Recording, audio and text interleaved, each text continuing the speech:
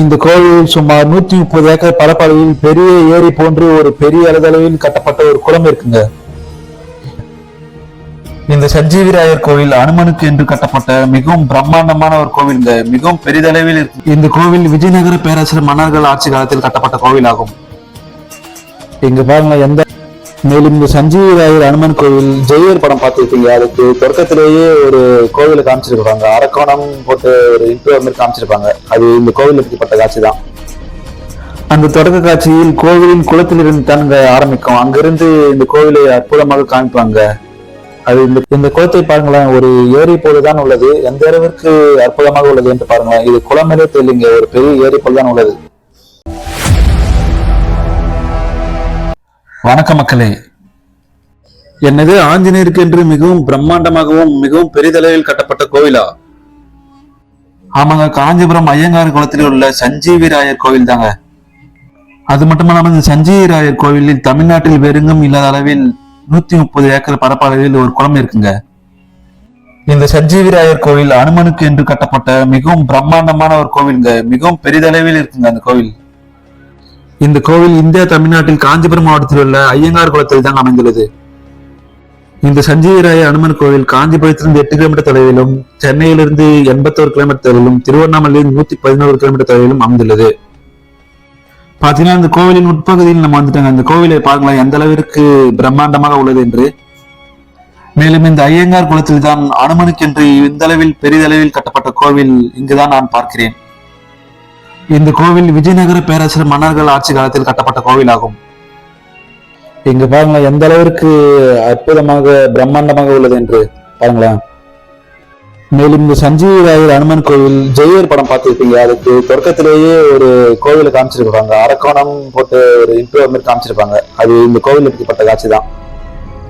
அந்த தொடக்க காட்சியில் கோவிலின் குளத்திலிருந்து தான் ஆரம்பிக்கும். அங்கிருந்து இந்த கோவிலை அற்புதமாக காமிப்பாங்க.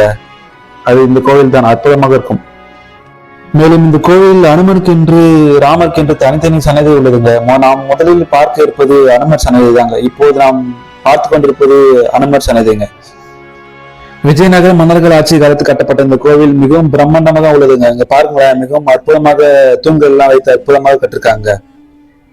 இப்போ நாம் பார்த்து கொண்டிருப்பது ராமர் சன்னதிங்க. இதற்கு வலதுபுறத்தில் இருப்பதுதான் அனுமர் சன்னதி. மேலும் இந்த அனுமர் சன்னதியை சுற்றி ஒரு குறுகிய பாதை உள்ளதுங்க. இது ஏற்கனவே காஞ்சி கைலாசநாதர் கோவிலும் பார்த்திருக்கிறோம். அதே போன்றுதான் இங்கேயும் இருக்கிறது. காஞ்சி கைலாசநாதர் கோவிலை போன்று இந்த அனுமர் சன்னதி குறுகிய ஒரு வழி இருக்குங்க. அதை நாம் ஒரு நபர் மட்டும்தான் சுற்றி வர போல் இருக்கும். இது அனுமர் சன்னதி நூல் சென்று பாத்தீங்கன்னா உங்களுக்கு நல்லா தெரியுங்க. இங்க பாருங்களேன் எந்த அளவிற்கு பிரம்மாண்டமாக உள்ளதுங்க அந்த கோவில். எங்க பார்த்தாலும் தூண்களை வைத்து அற்புதமாக இந்த கோவிலை விஜயநகர மன்னர்கள் கட்டிருக்காருங்க.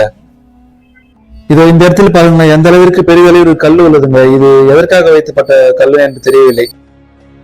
இப்போ நான் பார்த்து கொண்டிருப்பது இந்த சன்னதி தாங்க, அனுமனை இருக்கும் சன்னதி. இந்த கோவிலின் சுற்று மண்டபத்தை கூட பாருங்களேன் அற்புதமாக கட்டிருக்காங்க. எங்க பார்த்தாலும் பிரம்மாண்டமாக தாங்க இருக்கு இந்த கோவில் பார்க்கும்போது.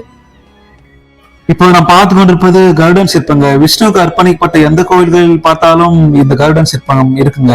அதே போன்றுதான் இந்த அனுமர் கோவிலும் இருக்கிறது. மேலும் இந்த கோவிலின் தல வரலாறு பாத்தீங்கன்னா, ராமாயணத்தின் ராமருக்கும் ராவணனுக்கும் போரின் போது லட்சுமணன் மயக்கம் அடைந்திருக்கார். அப்போது அனுமர் சஞ்சீவி மலை தூக்கி செல்லும் போது இந்த இடத்தில் களப்பறிவித்தார். அதன் நினைவாக இந்த கோவில் கட்டப்பட்டிருக்கலாம் என நம்பப்படுகிறது. அதன் பிறகுதான் விஜயநகர மன்னர்கள் ஆட்சியின் போதுதான் மிகவும் பெரிய அளவில் இந்த கோவில் கட்டிருக்கார்கள். மேலும் இந்த கோவிலின் மூலவரான சஞ்சீவராயர் எனும் அனுமருக்கு தனி சன்னதியும், ராமர் சீதை லட்சுமணுக்கு என்று தனி சன்னதியும் அமைக்கப்பட்டுள்ளது. இந்த கோவில் சுமார் 130 ஏக்கர் பரப்பளவில் பெரிய ஏரி போன்று ஒரு பெரிய அளவில் கட்டப்பட்ட ஒரு குளம் இருக்குங்க. இப்போ நம்ம அந்த பெரிதளவில் இருக்கும் குளத்திற்கு தாங்க சென்று கொண்டிருக்கோம். அதுக்கு முன்பாக இந்த குளம் தோன்றிய வரலாறை பார்க்கலாம்.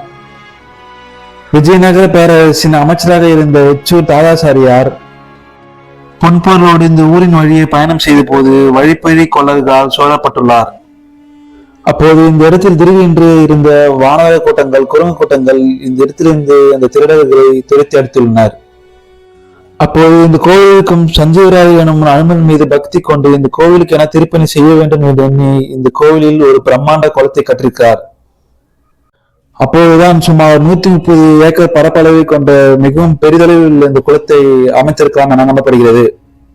இந்த கோவிலின் குளம் தாதாசாரியால் அமைக்கப்பட்டதால் தாதா சமுத்திரம் என்றும் ஐயங்கார் குளம் என்றும் அழைக்கப்படுகிறது. இந்த தாதாசாரியாரு ஸ்ரீ அனுமத் விம்சதி என்ற பாடலையும் இயற்றியுள்ளார்.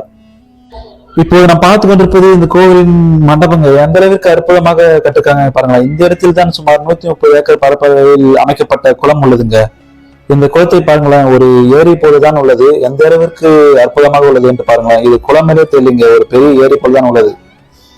அது மட்டும் இல்லாமல் தமிழ்நாட்டிலேயே மிகவும் பெரிதளவில் ஒரு குளம் இந்த இடத்தில் தாங்க நான் பார்க்கிறேன். இது பார்க்கும் போதே ஒரு குளம் போல் தெரியலங்க, ஒரு பெரிய ஏரி போல் தான் தெரிகிறது.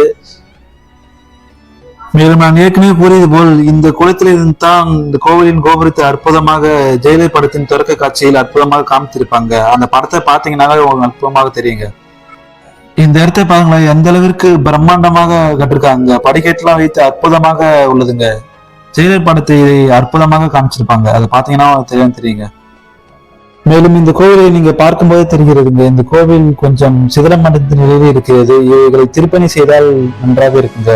ஏனென்றால் அந்த காலத்தில் நம் முன்னோர்கள் நமக்கு கொடுத்து போன பொக்கிஷங்கள் இவைகள் தாங்க. இவைகளுக்கு திருப்பணி செய்தால் மிகவும் நன்றாக இருக்கும். இந்த இடத்தை பாருங்களேன், எந்த அளவிற்கு அற்புதமாக பிரம்மாண்டமாக கட்டிருக்காங்க பாருங்களேன். ஒரு குளம் எந்த அளவுக்கு அற்புதமாக உள்ளதோ அந்த அளவிற்கு இந்த கோவிலும் அற்புதமாக வைத்து கட்டிருக்காங்க. மேலும் இந்த கோவிலுக்கு பக்கத்தில் தான் புகழ்பெற்ற நடவாவி கிணறு இருக்கு. அந்த நடவாவி கிணறு பற்றி மற்றொரு காணொலியில் சந்திப்புங்க. இந்த படிக்கட்டை பாருங்களேன், மிகவும் அற்புதமாக குளத்திற்கு ஏற்பது போலும் கோவிலுக்கு ஏற்பது போலும் அற்புதமாக கட்டிருக்காங்க. செங்கற்களும் கருங்கற்களும் பயன்படுத்தி அற்புதமாக கட்டிருக்காங்க. இவ்வளவு பிரம்மாண்டம் நிறைந்த இந்த கோவில் கொஞ்சம் சிதிலமடைந்த நிலையிலே இருக்குங்க. இவர்களை திருப்பணி கண்டிப்பாக செய்ய வேண்டுங்க. அது மட்டுமல்லாமல் இந்த அளவிற்கு அற்புதமாக ஒரு குளம் எங்கேயும் இல்லைங்க. இவைகளையும் சீரமைத்தால் நன்றாக இருக்கும். ஏனென்றால் அந்த காலத்தில் நம் முன்னோர்கள் நமக்கு கொடுத்துவிட்டு போன பொக்கிஷங்கள் இது போன்ற வரலாற்று நிறைந்த இடங்கள் தாங்க. இவைகளை நாம தான் பாதுகாக்க வேண்டும். இந்த தாதா சமுத்திரம் என்று சொல்லப்படும் ஐயங்கார் குளத்தை பாருங்களேன், எந்த அளவிற்கு பெரிதாக என்று. ஆனால் இந்த இடத்தில் கொஞ்சம் தண்ணீர் கம்மியா தாங்க இருக்குங்க. தண்ணீர் முழுவதும் இருந்தால் குளம் போல் தெரியாது, ஒரு பெரிய ஏரி போல் தான் தெரியும். பார்க்கும் போதே தெரிகிறது. இப்போ நாம் சென்று கொண்டிருக்கும் இந்த படிக்கட்டை பாருங்களேன், கிரானைட் கற்களை வைத்து சிறிய சிறிய செங்கற்களும் வைத்து சுண்ணாம்பு கலவை பயன்படுத்தி அற்புதமாக கட்டியுள்ளார்கள். இவ்வளவு அழகும் பிரம்மாண்டங்கள் நிறைந்த இந்த கோவிலுக்கு கண்டிப்பாக திருப்பணி செய்ய வேண்டுங்க.